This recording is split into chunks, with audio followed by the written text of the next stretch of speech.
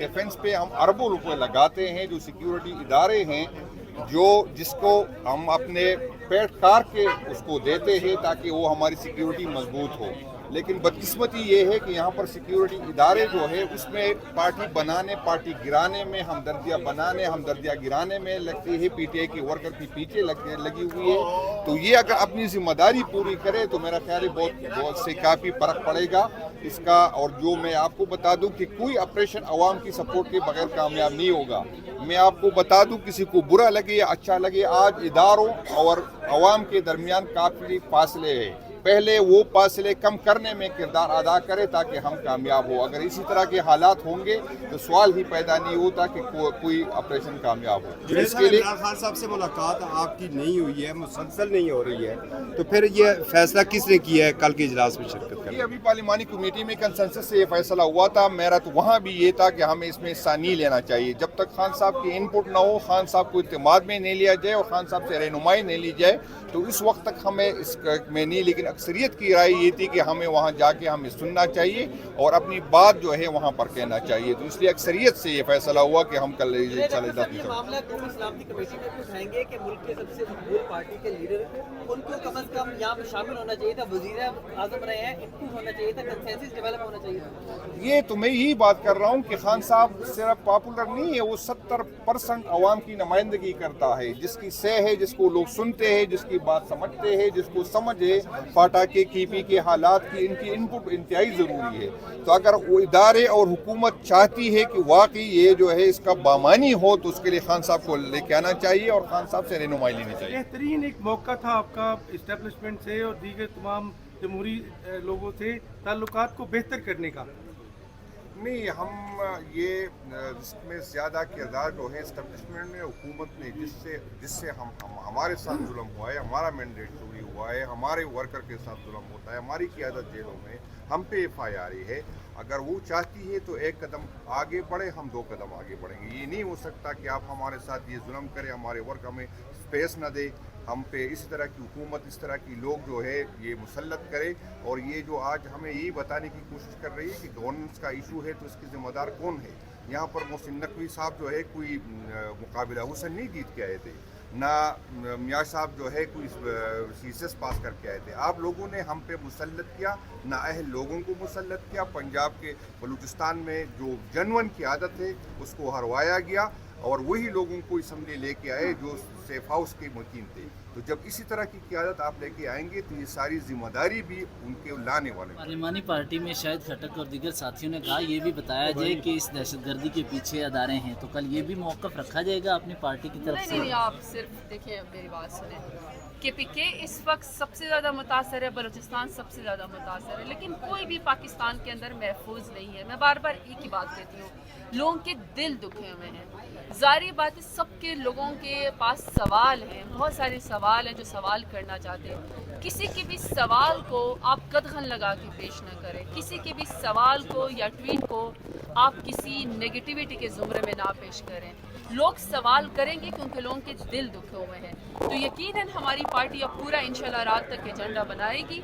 पहले हम सारे ब्रीफिंग सुनेंगे और सारे सवाल जो हमारे जहन में भी हैं या जो हमारे MNAs के जहन भी हैं या हमारे कारकुनान के जहन में या हमारे पाकिस्तानियों के जहन में और मौजूदा हालात में जो दहशतगर्दी के मुतालिक लोगों के दिल बहुत दुखे, जो उनके जहन में सवाल है, यकीनन सवाल जवाब ज़रूर होंगे। आप मीडिया के तमाम भाइयों ने, दोस्तों ने ख्वाजा आसिफ की तकरीर सुनी असेंबली के फ्लोर के ऊपर, एक भी उसने कोई तजवीज़ पेश नहीं की सिवाय इसके कि PTI के ऊपर, जो पाकिस्तान की सबसे बड़ी पॉलिटिकल जमात और जिसका सियासी ट्रैक 28 साल हमारी 29 साल जो जद्दोजहद रही पाकिस्तान में तहरीक इंसाफ की, वो पुरअमन रही, उसके बावजूद आप दहशतगर्दी को देखिए, पॉलिटिकल इशू के ऊपर, पॉलिटिकल मामलात में आप हमें इन्वॉल्व करें, बिल्कुल हम मान लेंगे, लेकिन ये होते कौन है जो हमें दहशतगर्दी के साथ जोड़ रहा है?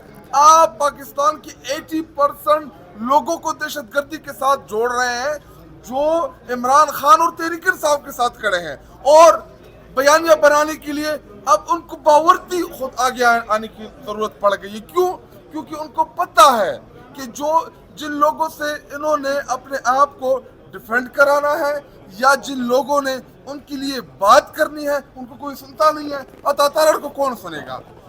کس کے پاس اتنا فالتو وقت ہے کہ وہ عطا تارڑ جیسے فضول نالائق نکمے انفارمیشن منسٹر کو سنے گا؟ کیوں؟ کیونکہ پاکستانی قوم اس سے نفرت کرتی ہے, پاکستانی قوم اس کو پسند ہی نہیں کرتی.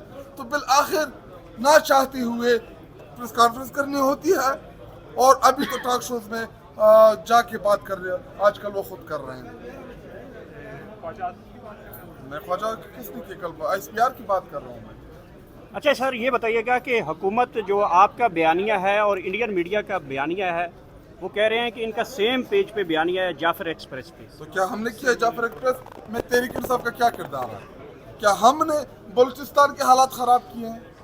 کیا ہم نے ان لوگوں کو کہا ہے کہ اس کے اوپر جنہوں نے ذمہ داری BLA نے جو ذمہ داری قبول کی ہے, کیا PTI نے کہا تھا کہ آپ جعفر ایکسپریس کے اوپر جا کے اٹیک کریں؟ کیا ہم نے کہا تھا کہ ان لوگوں کو اغوا کریں؟ دیکھیں, جدھر فلور ہوتی ہے وہاں پہ تنقید بھی ہوتی ہے. کیا جب APS کا معاملہ ہوا تو اس ٹائم کیا قوم نے تنقید نہیں کی؟ گو کہ جو APS کا واقعہ تھا جس میں بچے شہید ہوئے تھے ہمارے قوم کے, لوگ غمزدہ تھے, خفا تھے, کیونکہ قوم یہ نہیں چاہ رہی مزید کہ ایسے واقعات ہوں. اور دیکھیں, یہ کوئی چھوٹا واقعہ نہیں ہے یہ ٹرین کا جس میں ہمارے جو شہری اور جو فوجی اس میں شہید ہوئے, یہ کوئی چھوٹا واقعہ تو نہیں ہے. لیکن مسئلہ جو ہے وہ سنجیدگی کا ہے کہ ہونا یہ چاہیے کہ تمام جماعتوں کو مل کے بٹھا کے اس ایشو کے اوپر جو دہشت گردی کی جو لہر خیبر پختونخوا یا بلوچستان میں جو علیحدگی کی تحریک چل رہی ہے, پولیٹیکل جماعتوں کو قریب لایا جائے. یہ پاکستان کی سب سے مقبول سب سے بڑی جماعت کو انڈیا کے ساتھ لنک کر رہے ہیں, اور اب ہم انڈیا کے ہو گئے.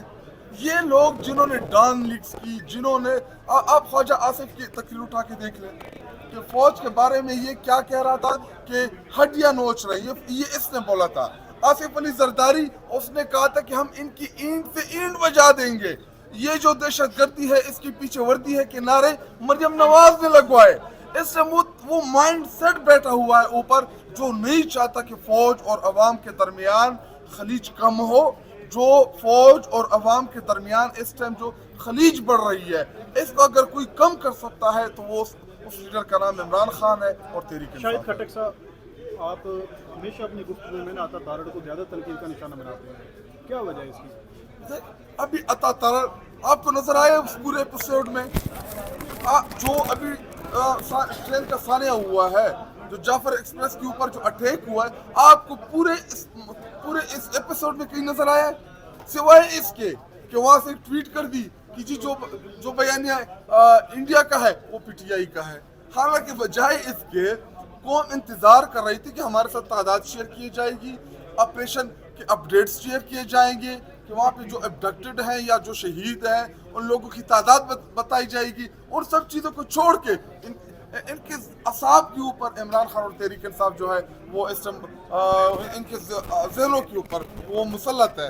تو اب اس میں تو ہم کچھ نہیں کہہ سکتے کہ عمران خان صاحب سے جیل کے اندر بھی, اور عمران خان صاحب نے کہا تھا کہ جب آپ مجھے جیل میں ڈالیں گے تو میں مزید خطرناک ہو جاؤں گا. تو وہ اب اتنا خطرناک ہے کہ خواجہ آصف یا ان کی پوری کابینہ, ان کی پوری پارٹی, ان کا بشمول ان کا وزیر اعظم, سب کے سب آپ کو ایک نام ان کے منہ سے سننے کو ملتا ہے, اس کا نام عمران خان. آخری سوال لے لیں, شاہد خٹک بلوچستان میں ناکامی کا ذمہ دار کسے قرار دیتا ہے؟ یہ سیکورٹی فیلور ہے, یہ سیکورٹی ایجنسیز کی ذمہ داری ہے کہ جب ایسے اٹیکس یا ایسے انسیڈنٹ, اس کے لیے آپ نے پہلے سے الرٹ رہنا ہوتا ہے, اور یہ سیکورٹی ایجنسیز کا ہی کام ہے کہ وہ ٹائملی انفارم کرے ان چیزوں کے اوپر. تو ابھی اس کا ذمہ دار کون ہوگا اور کون ہو سکتا ہے؟